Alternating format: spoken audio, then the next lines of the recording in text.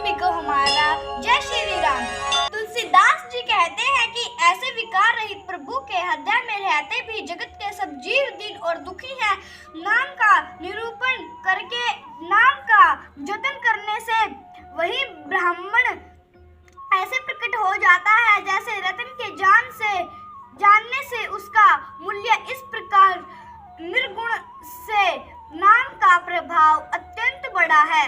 अब अपने विचार के अनुसार कहती हूँ कि नाम राम से भी बड़ा है। श्री रामचंद्र जी ने भक्तों के हित के लिए मनुष्य शरीर धारण करके सौम्य कष्ट सहकर साधुओं को सुखी किया, परंतु भक्तगण प्रेम के साथ नाम का जप करते हुए सहज ही में आनंद और कल्याण घर हो जाते हैं। श्री राम जी ने एक तपस्वी की पुत्री अहल्या को ही तारा, परंतु नाम ने करोड़ों दुष्टों की बिगड़ी बुद्धि को सुधार दिया। श्री राम जी ने ऋषि विश्वामित्र के हित के लिए एक सुकेतु यक्ष की कन्या ताड़का की सेना और पुत्र सहित समा की, परंतु नाम अपने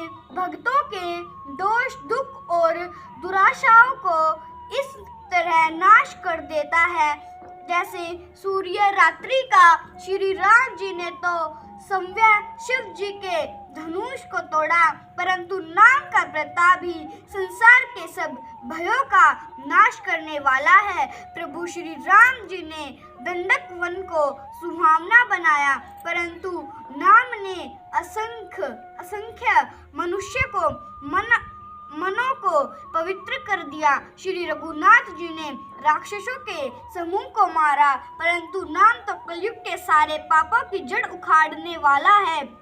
श्री रघुनाथ जी ने तो सबरी जटायु आदि उत्तम सेवकों को ही मुक्ति दी, परंतु नाम ने अगणित दुष्टों का उद्धार किया। नाम के गुणों की तथा वेदों में प्रसिद्ध है। श्री राम जी ने सुग्रीव और विभीषण दो को ही अपने शरण में रखा। अब यह सब कोई जानते हैं, परंतु नाम ने अनेक गरीबों पर कृपा की है। नाम का यह सुंदर वृद्ध लोक और वेद में विशेष रूप से प्रकाशित है। श्री राम जी ने तो भालू और बंदरों की सेना बटोरी और समुद्र पर पुल बांधने के लिए थोड़ा परिश्रम नहीं किया, परंतु नाम लेते ही संसार समुद्र सूख जाता है। सज्जनगण, मन में विचार कीजिए कि दोनों में कौन बड़ा है। श्री रामचंद्र जी ने कुटुंब सहित रावण को युद्ध में मारा, तब सीता सहित उन्होंने अपने नगर अयोध्या में प्रवेश किया।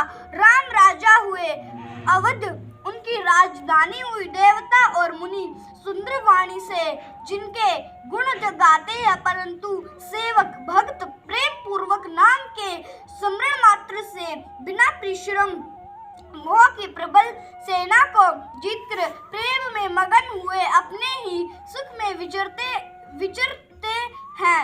नाम के प्रसाद से उन्हें सपने में भी कोई चिंता नहीं सताती। इस प्रकार नाम निर्गुण ब्राह्मण और सगुण राम दोनों से बड़ा है।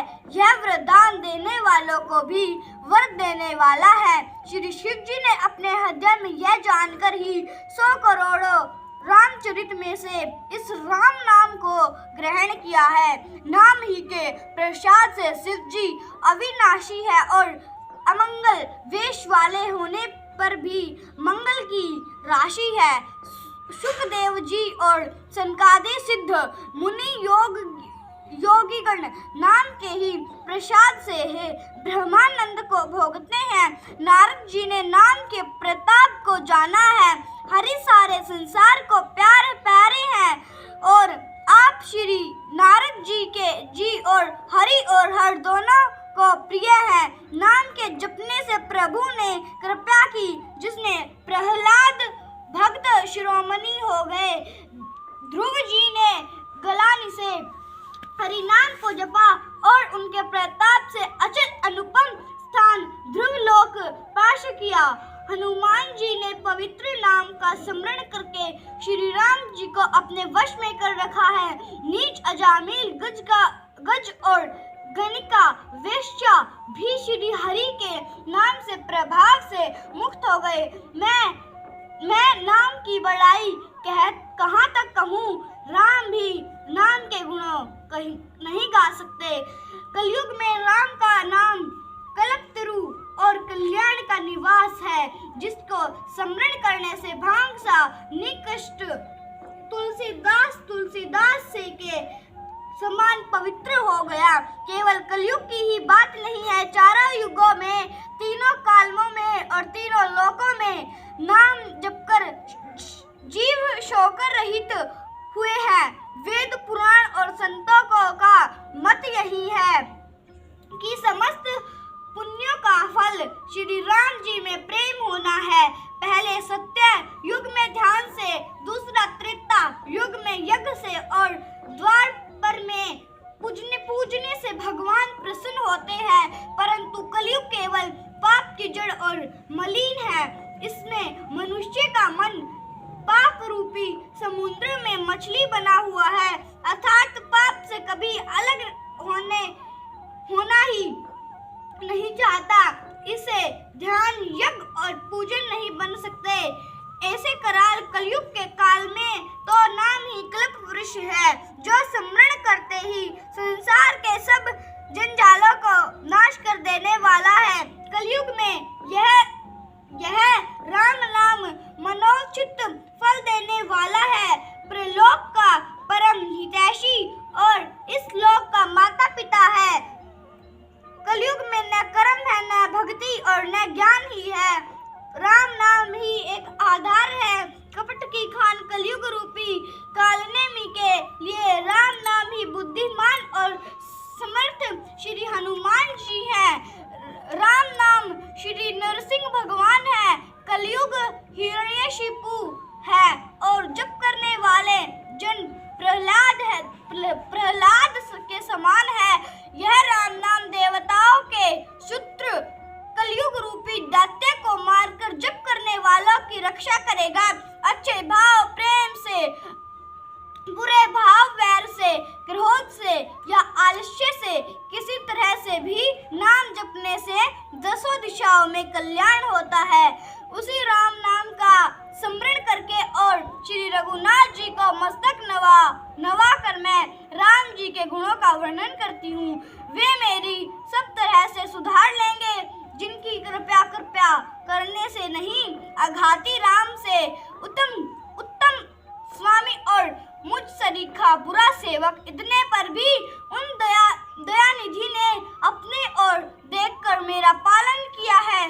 लोक और वेद में भी अच्छे स्वामी की है। यही रीति प्रसिद्ध है कि वह विनय सुनते ही प्रेम को पहचान लेता है। अमीन, गरीब, गवार, नगर निवासी, पंडित, मूर्ख, बदनाम, यशस्वी, सुकवि, कुकवि, सभी नगर नारी अपनी अपनी बुद्धि के अनुसार राजा की सराहना करते हैं और साधु, बुद्धिमान, सुशील, ईश्वर के अंश से उत्पन्न कृपालु राजा सबकी सुनकर और उनकी वाणी, भक्ति, विनय और चाल को पहचान कर सुंदर वाणी से सबका यथा योग्य सम्मान करते हैं। यह स्वभाव तो संसारी राजाओं का है। कौशलनाथ श्री रामचंद्र जी जो चतुर शिरोमणि हैं, श्री राम जी तो विशुद्ध प्रेम से ही रीझते हैं, पर जगत में मुझसे बढ़कर मूर्ख और मलिन बुद्धि और कौन होगा।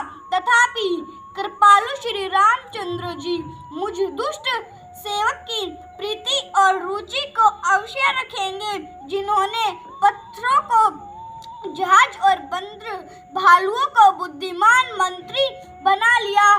सब लोग मुझे श्री राम जी का सेवक कहते हैं और मैं भी कहलाती हूँ। कहने वालों का विरोध नहीं करता। कृपालु श्री राम जी इस निंदा को सहते हैं कि श्री सीतानाथ जी कैसे स्वामी का तुलसीदास सा सेवक है। यह मेरी बहुत बड़ी ढिठाई और दोष है। मेरे पापों को सुनकर नरक ने भी नाक सिकोड़ ली है। यह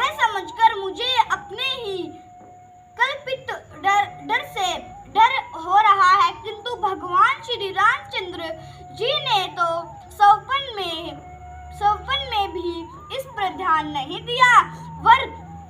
मेरे प्रभु श्री रामचंद्र जी ने तो इस बात को सुनकर, देखकर और अपने सुचित रूपी चक्षु से निरीक्षण कर मेरी भक्ति और बुद्धि के सराहना की, क्योंकि कहने में चाहे बिगड़ जाए, अर्थात में चाहे अपने को भगवान का सेवक कहलाता रहूं, परंतु हृदय में अच्छापन होना चाहिए।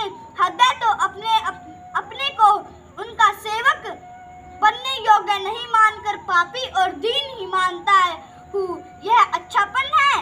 श्री रामचंद्र जी भी दास के हृदय की अच्छी स्थिति जानकर रीझ जाते हैं। प्रभु के चित्त में अपने भक्तों की हुई भूल चूक याद नहीं रहती, वे उसे भूल जाते हैं। हे भगवान, अगर मुझसे पढ़ने में कोई गलती हुई हो तो मुझे माफ करें। रोजाना रामायण सुनने के